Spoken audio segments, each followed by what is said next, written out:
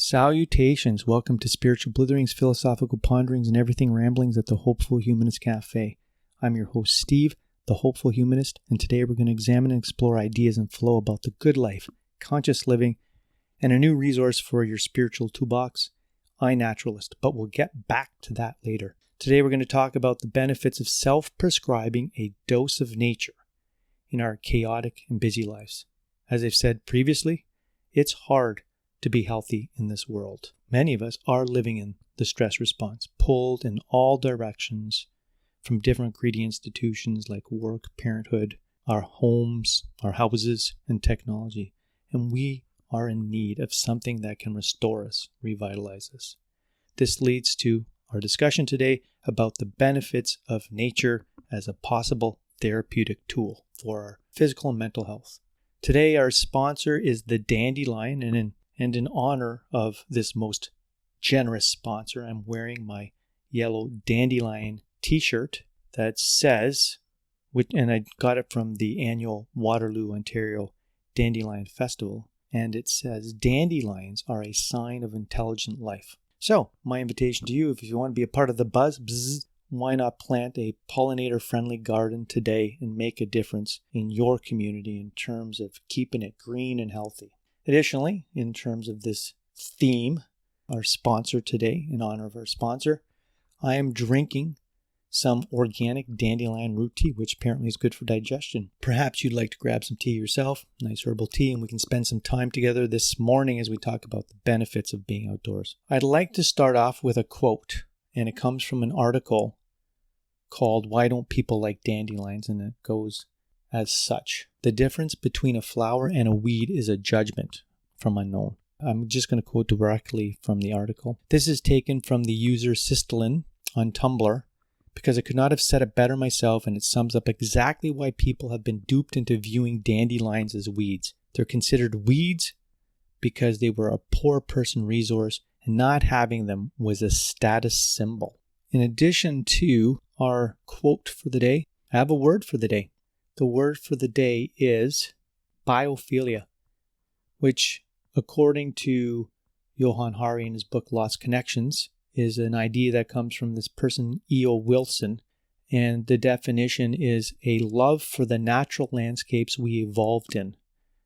And the idea is that we evolved in these natural landscapes as animals that were on the move. We moved through the natural world. It was a physical interaction, and that through this movement and this relationship with the natural world around us, we were awed by it, and we understood our greater connectedness to the universe, to the oneness of life. And this is a feeling that I get when I go on nature walks. I'm just kind of mindful about the interconnectedness of everything, and I've had these thoughts that when I'm out there, that the oneness is all-encompassing, and I am food that I eat, the water that I drink, the air that I breathe, the earth that I walk upon, and the sun that shines down upon me. So, if there was also, in addition to our main sponsor and our word of the day, if there was an additional sponsor, it would be the metal straw, because the metal straw is chic and good for our environment. So, what are the benefits that a person can experience by eating the dandelion? And it should be noted that you can eat every part of the dandelion, the flower, the stem, the leaves, and the root, right?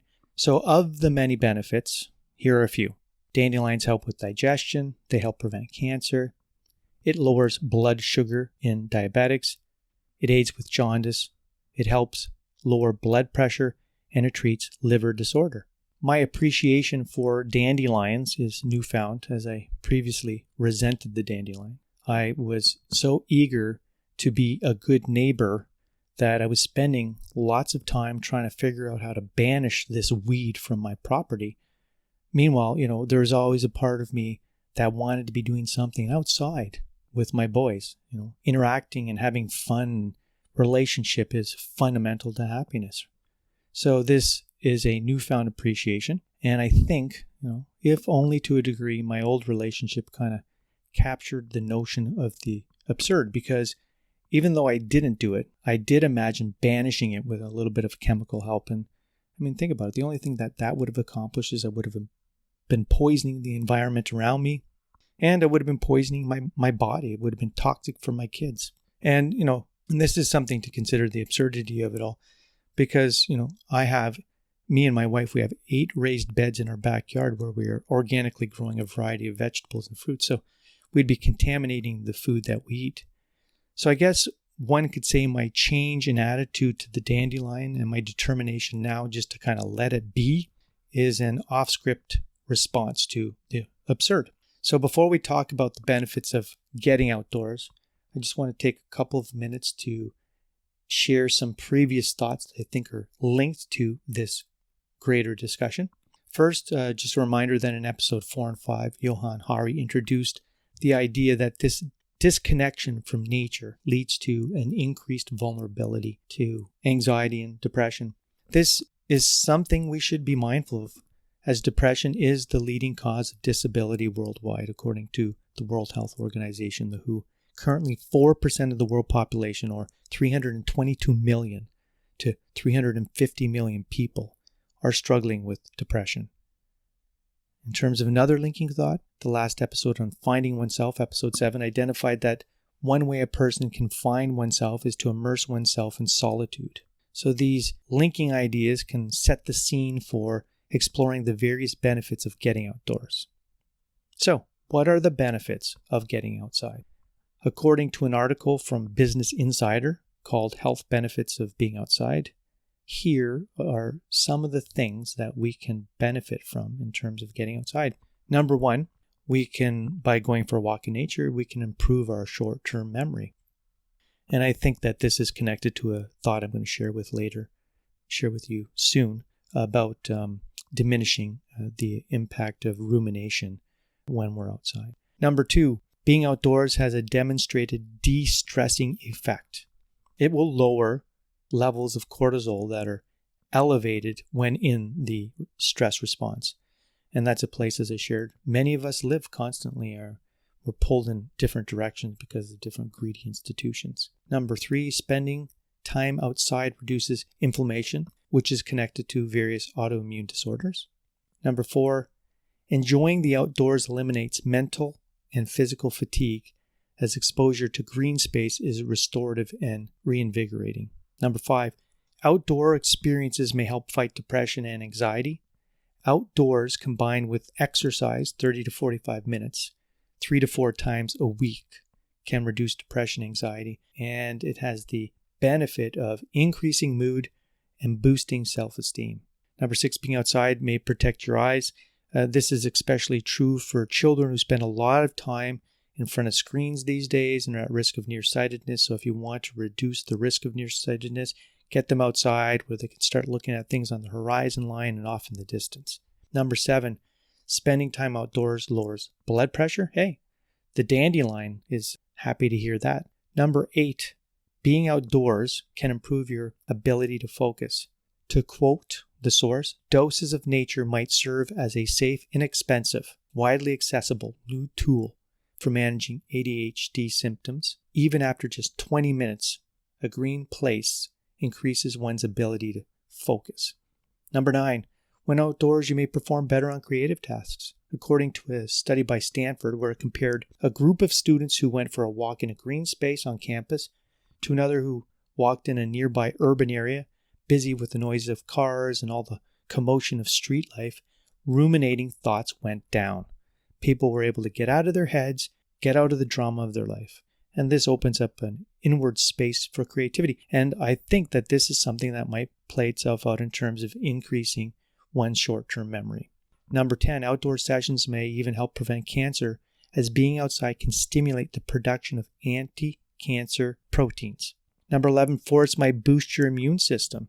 This, I'd imagine, would be connected to decreasing the stress response and lowering cortisol levels. And lastly, there is a correlation between increased amounts of time being outside and lower overall risk of early death. So greater exposure to greenness was associated with a 12% lower mortality rate, right? So while, just smoking cigarettes increases one's mortality rate, I think it's 7 minutes per smoke is lost off of one's life. If you go outside and you're breathing in the good air and you're in the green, you can reduce your mortality rate. This, I would say, converges. And, if we want to be convinced by some research findings. We want to see that it's replicated in different areas. And so this, I'd say, would converge with the information by Ben Klansky, who did a TED Talk on, and you can access it on YouTube, entitled Get Hooked on Nature. He said, getting outside in the sun will help the body produce vitamin D. And as a quick side note, I just want people to remember to take precautions when you're spending time outside in the sun, as the sun can damage your skin in as little as 15 minutes. Right? Too much sun can cause sunburn and increase risk of skin cancer. So to continue, some other benefits are decrease in heart disease, osteoporosis, MS, and some cancers, autoimmune disorders, reduced obesity rates, decreases in stress, depression, and anxiety, and increased positive mood. So if getting outdoors is accessible, you can just walk out your door, and has so many health benefits, what's the barrier? Well, let's look at a situation that we can probably all relate to too easily, and it's connected to a term coined by Richard Louv in a book that he published in 2005, The Last Child in the Woods. And it's called, this idea, nature deficiency disorder. And it's connected with an associated idea, nature knowledge deficiency. Before I identify kind of what he's pointing to, let me be clear. These are not official diagnoses. Just like commonplace anxiety, that playful idea I introduced in a past podcast, these are not official diagnoses. Even though that this is true, some doctors are prescribing nature as a remedy for different situations, health ailments, and as prevention in Japan. These ideas, they invite us, even though they're not official diagnoses, they invite us to think about our relationship with the natural world around us. And according to an article in Time called The Benefits of Forest Bathing, in 2050, 66% of the world's population is projected to live in cities, urban areas with limited green spaces. Currently, the figure is 50%. It also notes that according to a study by the Environmental Protection Agency, the average American spends 93% of his or her time indoors, and I imagine that figure is similar for Canadians, right? So we're spending more time indoors under fluorescent lights in front of screens. One article from 2015 by Tennis Canada claims that Canadian kids are spending 7 hours to 40 minutes in front of TVs, tablets, cell phones, and computers. A study by CAMH, and it's a part of its mental health series, there's a PowerPoint on youth and technology, and it states that in Ontario, 10% of youth from grades 7 to 12 spend 7 hours on the TV or on the computer. 20% of that group are playing video games, right? So these trends are connected with increases in obesity and increased prescription rates of Ritalin for kids with ADHD. And they point to the obstacle in terms of us getting outdoors as being an unhealthy relationship with technology and the lost knowledge of the importance of the outdoors to our life balance and our overall mental and physical health. Ben Klansky also identified that if we look at trends from one generation to the next, we look at a trend of parents that, were kids in the 1970s now and their kids now in 2000, that's when the study was referencing, that kids are spending only half as much time outdoors as their parents were, right? So in terms of this obstacle, it seems like we're plugged in, and one of the things we might need to do is unplug. And, if we want to figure out who we are, we can immerse ourselves in nature, we can unplug. If we want to increase our health benefits, we need to unplug, and we need to get out and go for a walk or do a bunch of different things that can increase the well-being of our lived experience.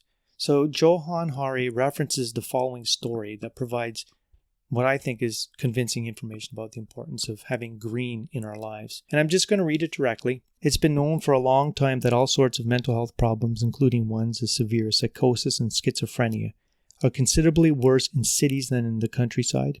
But the psychological effects of being cut off from the natural world have only begun to be studied properly in the past 15 years. A group of scientists at the University of Essex in Britain have conducted the most detailed research into this question so far. They tracked the mental health of more than 5,000 households over 3 years. They wanted to look at two types of households in particular: people who moved from leafy green rural areas to a city, and people who moved from a city to leafy green rural areas.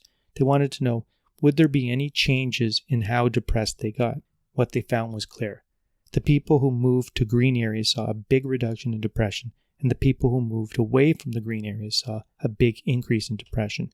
This was just one of many studies with similar findings, it turns out. So they got a little critically reflective, and they thought that perhaps there could be some other variables that are explaining this difference. So to continue, of course, the scientists looking at this knew there were all sorts of things that could be playing a role here. Maybe rural areas have stronger communities and less crime and less pollution, and maybe that, rather than the green space, is why people feel better. So another British study decided to screen out that effect. They compared deprived inner city areas that had some green space to very similar deprived inner city areas without green space. Everything else, like levels of social connection, was the same. But it turned out there was less stress and despair in the greener neighborhoods. Right? So for me, that definitely gives me pause for thought in terms of the things I should be doing to increase my overall health. So what are the things that we can do? And I mean, your imagination is your only limit, right? Hey, get outside and get creative, and it's going to help you think of other creative things to do to get outside, right? So in an article on forest bathing, it lists a number of activities, and here are a bunch of different things that you can do, that I can do, that we can do to get outside, to experience the benefits mentally and physically of being outdoors. You can go on forest walks.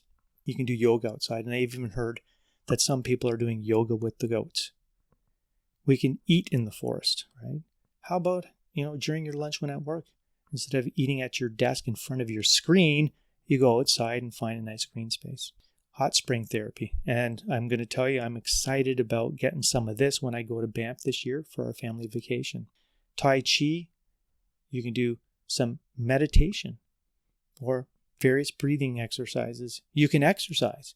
You can do aromatherapy. You can do some art classes, and you can create a beautiful scene that you then have on your desk and you can look at and can capture the biophilia experience that we need in our lives. You can do some pottery outside. You can go for a Nordic walk. I'm not sure what that is, but it sounds pretty cool. Have to do some more research.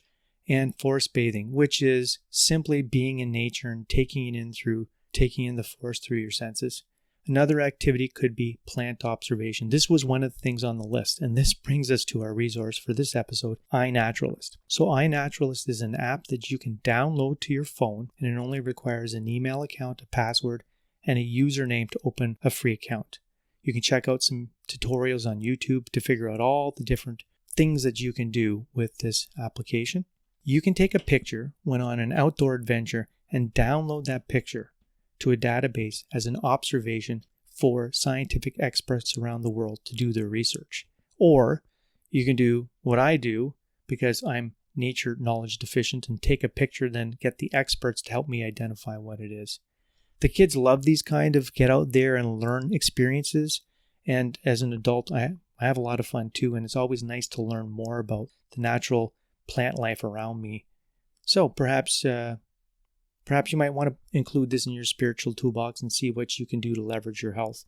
In episode 3, where I talked about the life balance inventory, by going outside and experiencing the many benefits that come with being outside, you might be able to improve your health subcategory score of your life balance inventory.